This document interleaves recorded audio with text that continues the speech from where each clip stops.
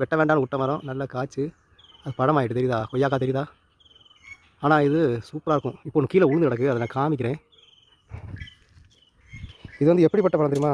உடச்சி பார்த்தோம்னா உள்ளே சிவப்பாக இருக்கும். இதான் ஃபோக்கஸ் ஆக மாட்டேங்கி. இந்த இதுதான் பழம். ஆஹா, உடச்சவன மனம் எப்படி இருக்குது? பயங்கரமாக இருக்குது. பரவாயில்ல, நல்லா இருக்குது மனம். ஓகே, உடச்சி கையிட்டு அமைக்கி உடச்சாச்சு. இல்லைங்க, வேறு கொஞ்சம் பழம் மேலே நிற்குது. அதை நம்ம என்ன செய்ய தள்ளி அதை இது உளுத்தி பார்ப்போம் கீழே விழுதான். இதுலேயும் அந்த முசுறு எறும்பு இருக்குது. முடியலை, இந்த எறும்பு இடத்துல பெரிய தொல்லையாக இருக்குது. இந்த இது வந்துட்டு நம்ம வீட்டில் நிற்கிற ஒரு பலாமரம். இதில் வந்து இந்த பலாக்காய் வந்து சிறுசாக காய்க்கும் பாருங்கள். அந்த காய் காய்க்கும் போது இந்த இந்த முசுறு இங்கே கேரளா வந்து நீர்பாங்க. இது வந்துட்டு டக்குன்னு அந்த சின்ன சின்ன காயெல்லாம் கடிச்சு விட்ருது. இது பாருங்க, அதோட கூடு தெரியுதா? இது எப்படிங்க வந்து காலி பண்ணுறதுனே தெரியல. இந்த மரத்தில் நிறைய நிற்கிறதுன்னா ஒரு குட்டி பலாக்காய் நிற்கிது. ஜூம் பண்ணி பார்க்குறேன் கிடைக்குதான்னு.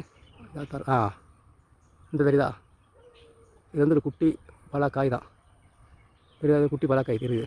ஆனால் இது மாதிரி காய்க்கிறது எல்லாத்தையுமே இந்த முசுறு என்ன செய்யுது? கூடு கட்டிட்டு நைஸாக மேலே போய் கடிச்சு அதை காலி பண்ணி விட்டுருது. அதனால் நமக்கு இந்த மரத்தில் இந்த தடவை இந்த தடவை இல்லை, இந்த மரத்துக்கு வச்ச பிறகு இது வரைக்கும் ஒரு காய் கூட கிடைக்கல. இந்த வருஷமாக கிடைக்கான்னு பார்க்கணும்.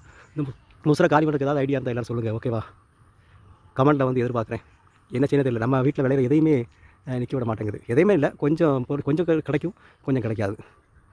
ஓகே நண்பர்களே, ஐடியா ஏதாவது தெரிஞ்சால் சொல்லுங்கள். Bye bye.